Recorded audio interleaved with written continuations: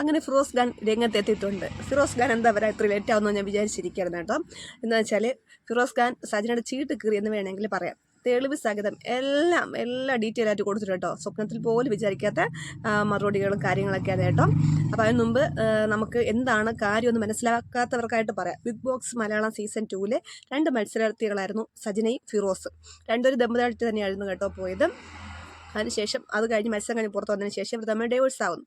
അതിൻ്റെ മെയിൻ കാരണം സജിന റസൂൽ പൂക്കുട്ടി എന്നുള്ള സിനിമ ആർട്ടിസ്റ്റുമായിട്ട് ബന്ധത്തിലാണ് എന്നുള്ള രീതിക്കായിരുന്നു. അപ്പോൾ ഡൈവേഴ്സ് ആവുന്ന സമയത്തിനെ കുറിച്ച് ഇതൊന്നും അങ്ങനെ മിണ്ടില്ല. അത് കഴിഞ്ഞ് സജിന റസൂൽ പൂക്കുട്ടിയായിട്ട് നിൽക്കുന്ന ഒരു പോസ്റ്റിനെ കുറിച്ച് കുറേ ചർച്ചകളും കാര്യങ്ങളൊക്കെ ആയി. അപ്പോൾ അത് സോഷ്യൽ മീഡിയ തൂക്കിയോടുകൂടി സജിനയുടെ അവിഹിതം പൊളിഞ്ഞെന്ന് വിചാരിച്ചാൽ മതി. അങ്ങനെ ഒരു അവിഹിതം സോഷ്യൽ മീഡിയയിൽ ആയപ്പോഴത്തേക്കും ഫിറോസ് ഖാൻ ഒരുപാട് അവിഹിതങ്ങൾ ഉണ്ടെന്നുള്ള ആരോപണങ്ങളായിട്ട് സജിന രംഗത്ത് വന്നു. അപ്പോൾ അത് വൈറലായി. സജിന ആരോപണം വൈറലായി. അങ്ങനെ ഇരിക്കുകയാണ് കഴിഞ്ഞ ആഴ്ച സജിനയുടെ ഇൻസ്റ്റയിൽ ഒരു പോസ്റ്റ് വന്നു. എന്താ വെച്ചാൽ റസൂൽ പൂക്കുട്ടിയിൽ നിന്നും 9 ആഴ്ചത്തെ ഗർഭിണി ആണെന്നുള്ള ഒരു പോസ്റ്റായിരുന്നു കേട്ടോ. അപ്പോഴത് ഭയങ്കരമായിട്ട് പെട്ടെന്ന് തന്നെ അങ്ങ് വൈറലായി. അതിനുശേഷം സജിന പറഞ്ഞു എൻ്റെ അക്കൗണ്ട് ഹാക്ക് ചെയ്തതാണ്, അല്ലാതെ ഞാനല്ല, ഇതൊന്നും സത്യമല്ല എന്നൊക്കെ പറഞ്ഞിട്ട് കുറേ ഡയലോഗുകൾ അടിച്ച്. ഇതൊന്നും ആരും വിശ്വസിച്ചൊന്നുമില്ല കേട്ടോ. ഇതൊന്നും ഇതിനെക്കുറിച്ച് ആരും വിശ്വസിച്ചില്ല. അങ്ങനെ പോയിക്കൊണ്ടിരിക്കെ ഫിറോസ് ഖാൻ്റെ കുറേ രംഗപ്രവേശനം ഇപ്പോൾ വന്നത്. ഫിറോസ് ഖാൻ രംഗപ്രവേശനം ചെയ്യാനുള്ള കാര്യങ്ങൾ നമ്മൾ പറഞ്ഞല്ലോ നേരത്തെ. റസൂൽ പൂക്കുട്ടിയിൽ നിന്നും സജിന ഗർഭിണിയായി എന്ന് പറഞ്ഞുകൊണ്ട് പോസ്റ്റ് ഇട്ടില്ലേ, അത് ശരിക്കും സത്യമായിട്ടുള്ള കാര്യമാണ്. സജിന ശരിക്കും ഗർഭിണിയാണ്. റസൂൽ പൂക്കുട്ടിയിൽ നിന്ന് തന്നെയാണ് ഗർഭിണിയായത്. ശരിക്കും പറഞ്ഞാൽ റസൂൽ പൂക്കുട്ടി സജിനയും തമ്മിൽ ബന്ധങ്ങളുണ്ടായിരുന്നു. 2 തവണ ഗർഭിണിയാവുകയും ആദ്യത്തെ തവണ അബോർഷൻ റസൂൽ പൂക്കുട്ടിയുടെ നിർബന്ധപ്രകാരം അത് അബോർഷൻ ചെയ്യുകയും ചെയ്തു. അതിനുശേഷം ബന്ധം തുടർന്നു. അടുത്ത് വീണ്ടും രണ്ടാമതും ഇപ്പോൾ പ്രഗ്നൻ്റ് ആയി. വീണ്ടും ഈ റസൂൽ പൂക്കുട്ടി അബോർഷന് വേണ്ടി നിർബന്ധിച്ചു. അന്നേരം സജിന അത് ചെയ്തില്ല, പറ്റില്ല എന്ന് പറഞ്ഞു. അപ്പോൾ അത് സജിന എങ്ങനെയെങ്കിലും റസൂൽ പൂക്കുട്ടിക്ക് തലയിൽ നിന്നും ഒഴിവാക്കണം എന്നുള്ള ഇതായിരുന്നു. എന്നാൽ സജിനയ്ക്കാണെങ്കിൽ റസൂൽ പൂക്കുട്ടിയുടെ കുഞ്ഞും റസൂൽ പൂക്കുട്ടിയുമായിട്ട് നല്ലൊരു ജീവിതം മുന്നോട്ട് പോകണം എന്നുള്ള ചിന്തയായി. എന്നാൽ ഇവർക്ക് 2 രീതിക്കുള്ള ചിന്തകളായപ്പോഴത്തേക്കും ഇവർ തമ്മിൽ വഴക്കാവുകയും ഫോൺ വിളികളാവുകയൊക്കെ ചെയ്തു. അപ്പോൾ സജിന എന്ത് ചെയ്തു, ഇതെല്ലാം റെക്കോർഡ് ചെയ്തു. അപ്പോൾ സജിന ഒരു യൂട്യൂബർക്ക് ഈ വീഡിയോസൊക്കെ അയച്ചു കൊടുത്തു. വീഡിയോ ചെയ്യാൻ വേണ്ടി അയച്ചു കൊടുത്തു. ഈ റെക്കോർഡൊക്കെ അയച്ചു കൊടുത്തു. എന്നാൽ സജിന അയച്ച കാര്യങ്ങളൊക്കെ ആ പുള്ളിക്കാരൻ എന്ത് ചെയ്തു, ഫിറോസ് ഖാൻ അയച്ചു കൊടുത്തു. ഫിറോസ് ഖാൻ ആ വീഡിയോകളും വെച്ചിട്ടാണ് ഇപ്പോൾ രംഗപ്രവേശനം ചെയ്തിരിക്കുന്നത്. അപ്പോൾ അതിൻ്റെ വോയിസ് നമുക്ക് ഇട്ടിട്ടുണ്ട്, കേട്ട് നോക്കാം. എനിക്ക് ഓൾറെഡി ആ കുഞ്ഞിനെ നിങ്ങൾ പ്രൊട്ടക്ട് ചെയ്യാൻ തുടങ്ങിയതും, നിങ്ങൾ എനിക്ക് മെഡിസിൻ തരാൻ തുടങ്ങിയതും, എന്നെ ആ കുഞ്ഞിന് വേണമെന്നുള്ളൊരു തീരുമാനം നമ്മൾ മ്യൂസിലെടുത്ത് തന്നെ എനിക്ക് നിങ്ങളൊരു കുഞ്ഞിന് ആവശ്യമാണ്. അത് കഴിഞ്ഞിട്ടും നമ്മൾ സന്തോഷത്തോടെയാണ്. ഒരു പ്രാവശ്യമേ ഉള്ളൂ ഞാനൊന്ന് ഇക്കാനടുത്ത് ബലമായി പീഡിപ്പിച്ച് എനിക്ക് ഇക്കാനെ വേണമെന്നും ബലമായിട്ട് ഞാൻ ശാദ്യത്തുള്ള സമയത്ത് ഞാൻ ഇക്കാലത്ത് ഭാര്യയാണ് കേട്ടോ.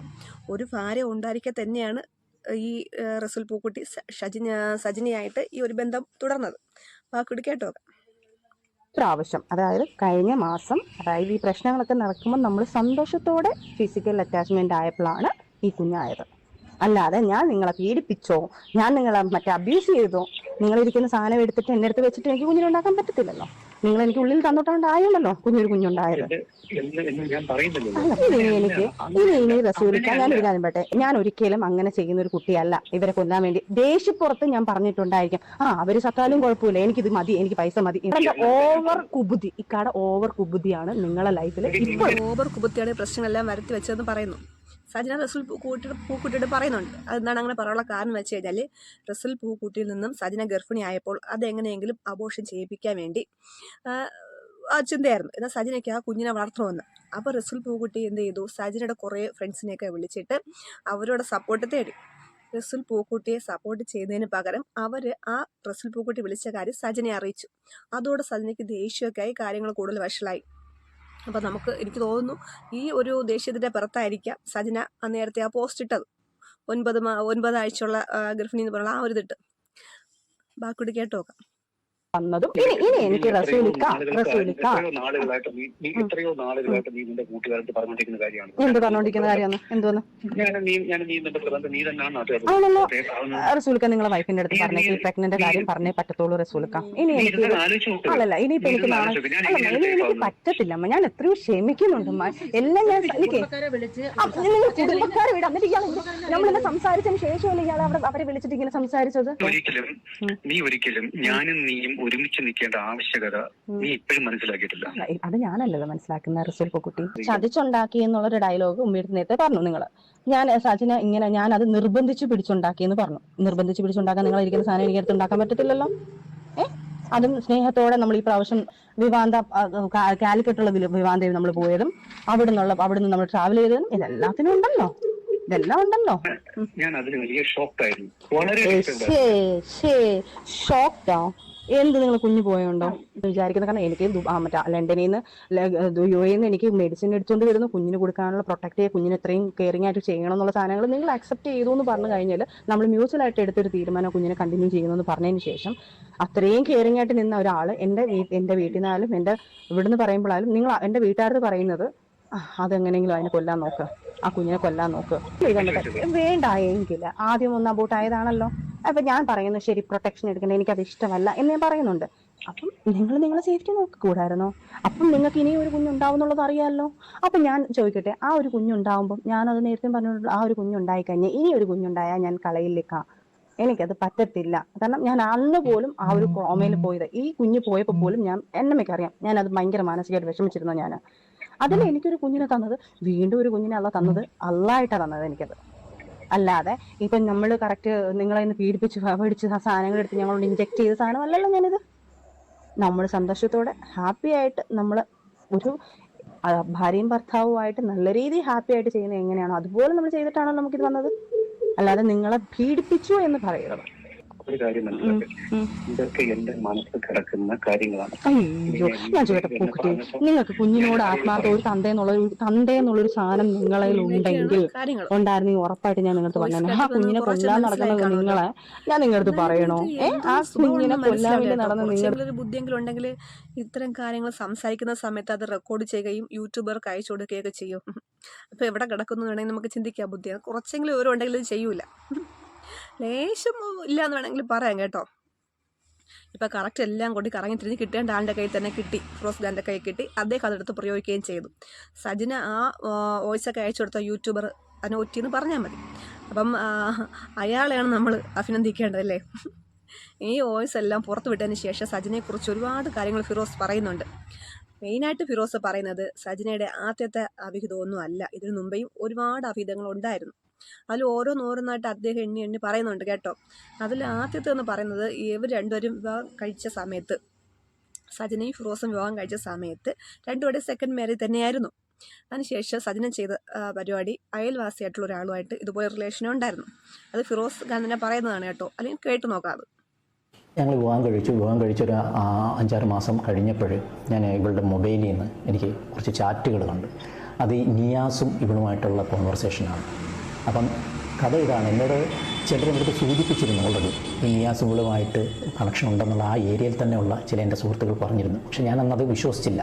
അപ്പോൾ അങ്ങനെ ഞാൻ നോക്കിയപ്പോൾ ഈ ചാറ്റിനകത്ത് വളരെ മോശമായിട്ടുള്ള ചാറ്റ്, അത് ഒരു ഭർത്താവും കാണാൻ പാടില്ലാത്ത രീതിയിലെ ചാറ്റുകളും. അപ്പോൾ അതിൽ നിന്ന് തന്നെ തെളിഞ്ഞു ഇവരുടെ പഴയ ജീവിതത്തിൻ്റെ കാര്യങ്ങളും ഇവരുടെ പ്രണയത്തിൻ്റെ കാര്യങ്ങളും. അപ്പോൾ അതൊരു നല്ല ഷോക്കുള്ളൊരു കാര്യം തന്നെയായിരുന്നു. അങ്ങനെ ഞാൻ അവിടെ വെച്ചിട്ട് അന്ന് ഒന്നും ആയിട്ടില്ല. അപ്പോൾ ആ സമയത്ത് ഞാൻ എനിക്ക് ഡിവോഴ്സ് വേണം, നമുക്ക് പിരിയാം, ഇതൊരിക്കലും എനിക്ക് അക്സെപ്റ്റ് ചെയ്യാൻ പറ്റില്ല എന്നൊക്കെ ഞാൻ പറഞ്ഞപ്പോൾ ഇവള് പല രീതികളുടെ അഭിനയിക്കുന്നു എല്ലാം ഞാൻ പറ്റില്ലെന്ന് ഉറപ്പിച്ച് തന്നെ ഞാൻ പറഞ്ഞു. കാരണം ഒന്നാമത്തെ ജീവിതം അങ്ങനെയായി, രണ്ടാമത്തെ ജീവിതം എടുത്തത് എനിക്ക് ഇനിയിപ്പോൾ ഒരു വിവാഹത്തെക്കുറിച്ച് ഞാൻ ചിന്തിക്കുന്നില്ല, ഇത് എനിക്ക് ഇവിടെ നിർത്താം, എനിക്ക് അങ്ങനെ ബേഡൻ തലവേദന എടുക്കാൻ വയ്യെന്നൊക്കെ പറഞ്ഞു. അങ്ങനെ ഇവൾ ചെയ്തതെന്ന് പറഞ്ഞാൽ ഒരു ബ്ലേഡ് എടുത്തിട്ട് കയ്യിൽ കട്ട് ചെയ്തു, ഒരു 2-3 ഇങ്ങനെ ടക്ക് 2-3 കട്ട്. അപ്പോഴത്തേക്ക് ബ്ലഡ് പമ്പ് ചെയ്ത് ഞാൻ ആകെ പാനിക്കായിപ്പോയി. അങ്ങനെ ലാസ്റ്റ് ഫിറോസ് ഖാനിന്റെ അവിഹിതം പൊക്കിയത് കാരണം അതിലുള്ള മനോവിഷമം കൊണ്ടാണ് കൈമുറിച്ചത്. എന്നാൽ ഫിറോസ് ഖാൻ പറയുന്നു സജിനയുടെ അവിഹിതം പൊക്കിയപ്പോൾ ഡൈവോഴ്സ് ചെയ്യുമെന്ന് പറഞ്ഞപ്പോഴത്തേക്ക് സജിന കൈ കട്ട് ചെയ്തതാണ് പറയുന്നത് കേട്ടോ. എന്തായാലും കൊള്ളാം, അവിടെ ഒന്ന് തുടങ്ങുന്നു, ഫസ്റ്റ് ബന്ധം അയൽവാസിയായിട്ട് തുടങ്ങുന്നു. പിന്നീട് സജിനയുടെ ജീവിതത്തിൽ ഈ അവിഹിതങ്ങളെ ഉള്ളൂ എന്ന് വേണമെങ്കിൽ പറയാം. ഇപ്പോൾ ഫിറോസ് ഖാനെ ഡൈവോഴ്സ് ചെയ്യും എന്നായതോടുകൂടി ആ പരിപാടി അങ്ങ് നിർത്തി. കുറച്ചു കാലം ഡീസൻ്റായിട്ട് ജീവിച്ചൊക്കെ പോയി കേട്ടോ. അങ്ങനെ ഇരുന്നപ്പോൾ സജിനയ്ക്ക് ഒരു ആൽബത്തിൽ അഭിനയിക്കാൻ ഒരു അവസരം വരികയും പിന്നെ ഡയറക്ടറുമായിട്ട് അങ്ങനെ ഒരു ബന്ധത്തിലേർപ്പെടുകയും ചെയ്തു. ഫിറോസ് ഖാൻ പറയുന്നത് കേട്ട് നോക്കാം. കുഞ്ഞിന് 2 വയസ്സായി. അങ്ങനെ കുട്ടിയൊക്കെ ആയതിനു ശേഷം നമ്മൾ താമസിച്ചുകൊണ്ടിരുന്ന സ്ഥലത്ത് നിന്ന് മാറിയിട്ട് വേറെ ഫ്ലാറ്റിലേക്ക് താമസമായി. അവിടുന്ന് തൊട്ടടുത്ത ഫ്ലാറ്റിലെ ഒരു സിനിമയുമായി ഈ ആൽബങ്ങൾ സിനിമയുമായിട്ടൊക്കെ ബന്ധപ്പെട്ട് നിൽക്കുന്ന ഒരു ഹസ്ബൻഡ് ആൻഡ് വൈഫാണ്. ഹസ്ബൻഡ് അസോസിയേറ്റ് ഡയറക്ടറാണ്, ഇവർ അസിസ്റ്റൻ്റായിട്ട് വർക്കുകളൊക്കെ ചെയ്യുന്നതാണ്. അങ്ങനെ ഇവർ മലപ്പുറത്ത് ഒരു ആൽബത്തിൻ്റെ വർക്കുമായിട്ട് ആ സമയത്ത് കണക്റ്റഡ് ആയിട്ട് നിൽക്കുന്നതാണ്. ഞങ്ങളുടെ വീടോട്ട് നല്ല അടുപ്പമായി ഈ രണ്ടുപേരും. അങ്ങനെ സജിനയുടെ ഈ അഭിനയമോഹം കാരണം സജിന അവരുടെ അടുത്ത് ആ കുട്ടിയുടെ അടുത്ത് ഇങ്ങനെ അവരുമായിട്ട് നല്ല ഫ്രണ്ട്ഷിപ്പായി. അങ്ങനെ ഈ ആൽബത്തിൽ അഭിനയിപ്പിക്കാമെന്ന് പറഞ്ഞിട്ട് സജിനയെ മലപ്പുറത്ത് കൊണ്ടുപോവുകയാണ്. മലപ്പുറം ഒരു പുതുക്കാട് അങ്ങനെ പറഞ്ഞ സ്ഥലത്ത്, കോട്ടയ്ക്കൽ പുതുക്കാട് എന്നുള്ള സ്ഥലത്ത് കൊണ്ടുപോകണം. അവരവിടെ ആൽബം പോകുന്നു. അപ്പം ഒരു ആൽബത്തിൻ്റെ ഷൂട്ടിങ്ങും കാര്യങ്ങളും എന്തൊക്കെയാണെന്ന് നമുക്കറിയാം. ഇവർ വരുന്നു, ഒരാഴ്ച ഒക്കെ അവിടെ കാരണം ഒരു പാട്ടിനൊക്കെ ഒരാഴ്ച എന്താണെന്നുള്ളത് എനിക്ക് മനസ്സിലാവുന്നില്ല. അപ്പോൾ എനിക്കെന്തോ സ്പെല്ലിംഗ് മിസ്റ്റേക്ക് മണത്തു. അങ്ങനെ സജിന വരുന്നു. ഞാൻ ഈ മൊബൈലൊക്കെ ചെക്ക് ചെയ്ത് നോക്കുന്ന ആദ്യമൊന്നും കണ്ടില്ല. പക്ഷേ പയ്യെ എനിക്ക് മനസ്സിലായി അതിനകത്ത് അതിൻ്റെ ഡയറക്ടറുമായിട്ട് സജിന പ്രണയത്തിലാണെന്നുള്ളത്. അങ്ങനെ ഞാനത് പിടിക്കുകയാണ്. അത് ഷാനിഫ് ഐരൂർ എന്നാണ് അവൻ്റെ പേര്. Good evening. ഷാനിഫ് ഐരൂരാണ്. ഒരു പ്രൊജക്ടിന്റെ ലൊക്കേഷനിലാണ് എല്ലാവരും ഉള്ളത്. ഒരുപാട് പ്രത്യേകത നിറഞ്ഞിട്ടുള്ള ഒരുപാട് എന്താ ചിരിയല്ലേ. അപ്പൊ അങ്ങനെയായിട്ടുള്ള അവിഹിതവും ഫിറോസ് പോക്കി. അപ്പൊ അയാൾ നൈസിലെ എസ്കേപ്പായി. അപ്പൊ സജിൻ അതുകൊണ്ടോ നിർത്തിയില്ല. ആൽബത്തിന് ഡയറക്റ്റ് പോയാൽ എന്താ, പ്രൊഡ്യൂസറുണ്ട്, പ്രൊഡ്യൂസറിൻ്റെ ആയിട്ട് അടുത്ത കണക്ഷനായി. അപ്പോൾ അടുത്ത അവർ തമ്മിലുള്ള കണക്ഷൻ അവർ തമ്മിൽ ഒളിച്ചോടുക വരെ ചെയ്തു. അവനെക്കുറിച്ച് ഫിറോസ് പറഞ്ഞത് കേട്ട് നോക്കാം. ഇതിലെ ട്വിസ്റ്റ് എന്ന് പറയുന്നത് ഈ ഷാനിഫ് ഐരൂർ അതിൻ്റെ ഡയറക്ടറായിരുന്നു. അത് കഴിഞ്ഞ് എൻ്റെ പ്രൊഡ്യൂസർ നജീം കല്ലറ പാകിസ്ഥാൻ മുക്കിലുള്ള ഒരുത്തനാണ്. അവനാണ് ഈ ആൽബത്തിൻ്റെ പ്രൊഡ്യൂസർ. അപ്പോൾ അവൻ ഈ മലപ്പുറത്ത് വന്ന് കോട്ടയ്ക്കൽ പുതുക്കാട് വന്ന് സെറ്റിലായിരിക്കുകയാണ്. ഇങ്ങനെ ഈ സ്ഥിരം ഇങ്ങനെ ആൽബം ചെയ്യുന്നവരോ പെൺപിള്ളേരെ കൊണ്ടുവന്നു ഇങ്ങനെയൊക്കെ ആൽബം ചെയ്യുന്നവർ ഒരു ടീമാണ്. അങ്ങനെ ഇവൻ എന്തോ അവൻ്റെ ബാങ്കിൽ 1 കോടി രൂപ കിടപ്പുണ്ട്, ഇവനിപ്പോൾ ആരുമില്ല ഇവന് അതൊക്കെ പറഞ്ഞിട്ട് കുറേ സ്ഥിരം ചില ടീമുകൾ അടിക്കുന്ന നാടക ഡയലോഗ് ഉണ്ടല്ലോ, അതൊക്കെ അടിച്ച് ഇവന് ഒരു സ്നേഹത്തിന് വേണ്ടി കുതിക്കുന്നതാണ്. മറ്റേ പൈങ്കിൾ സാധനങ്ങൾ ഇതൊക്കെ അടിച്ചിട്ട് ഇവളുമായിട്ട് കണക്റ്റഡ് ആകുന്നു. അവസാനം ഒരു സുപ്രഭാതത്തിൽ സജിന ഒളിച്ചോടുക ചെയ്തു അയാളോടി. അപ്പോൾ ഒളിച്ചോട് മാത്രമല്ല, ഇനി ഫിറോസ് ഖാൻ വേണ്ടാന്ന് പറഞ്ഞ് മുദ്രപത്രത്തിൽ എഴുതി കൊടുക്കുകയും ചെയ്തു. അപ്പോൾ ഇത് ആ പുള്ളിക്കാരൻ വീഡിയോ എടുത്തു. എന്നിട്ട് അത് ഫിറോസ് ഖാനെ അയച്ചു കൊടുത്തു. അത് ഫിറോസ് ഖാൻ്റെ കയ്യിൽ ഇപ്പോഴും ഉണ്ട്. അത് സോഷ്യൽ മീഡിയയിൽ കാണിക്കുന്നുണ്ട്. ആ വീഡിയോ ഒന്ന് കണ്ടു നോക്കാം. അതൊക്കെ ഡിലീറ്റ് ചെയ്ത് പോയെന്നാണ് ഞാൻ വിചാരിച്ചത്. ഇപ്പോഴും അത് ഐക്ലൗഡിലുണ്ടായിരുന്നു. നിങ്ങൾ ആ വീഡിയോ ഒന്ന് കണ്ടു നോക്കാം. പിന്നെ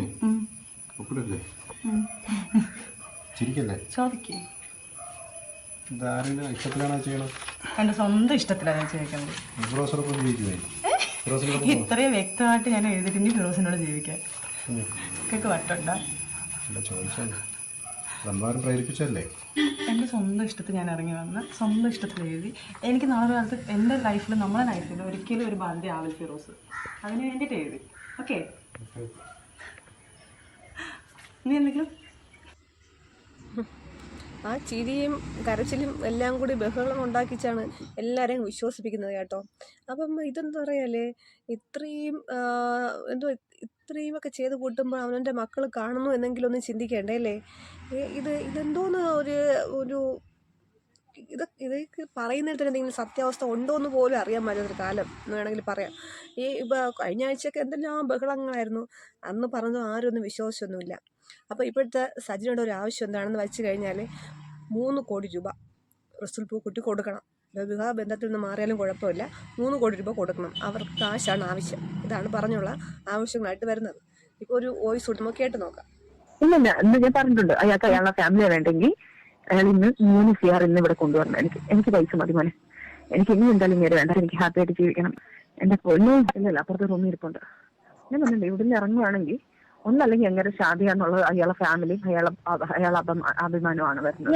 അല്ലല്ല, എന്റെ അഭിമാന പ്രശ്നമല്ല. എന്നെ ഇത്രയും ചോദിച്ച് ഇയാളെ വൃത്തികേട് ഫിറോസ് വരെ പറഞ്ഞതാ ഇവന്റെ കുറെ കാലല്ലല്ല. അത് കുഴപ്പമില്ല, ഞാൻ അകത്ത് പോയി കടന്നാലും കുഴപ്പമില്ല. ഇത് അവസാനിക്കുന്നത് ഇത് തന്നെയായിരിക്കും.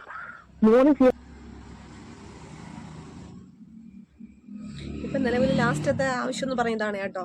ഇനി റസൂൽ പൂക്കുട്ടി വിട്ടുപോയാലും കുഴപ്പമില്ല, ഇത്രയും കാശ് അവർക്ക് കിട്ടണം. അല്ല, റസൂൽ പൂക്കുട്ടി ഫാമിലിയും ഭാര്യയും പിള്ളേരൊക്കെയാണ് വലുതെങ്കിലത്തേക്ക് അത് വിടുക, ഇത് മതി എന്ന് പറഞ്ഞിട്ട് ഈ കാശ് കിട്ടിയാൽ മതി, ഇനി എന്തിനായാലും അത് മതി എന്ന് പറയും. അപ്പോൾ നിങ്ങളുടെ അഭിപ്രായങ്ങൾ നിങ്ങൾ കമൻറ്റ് ബോക്സ് രേഖപ്പെടുത്തുക.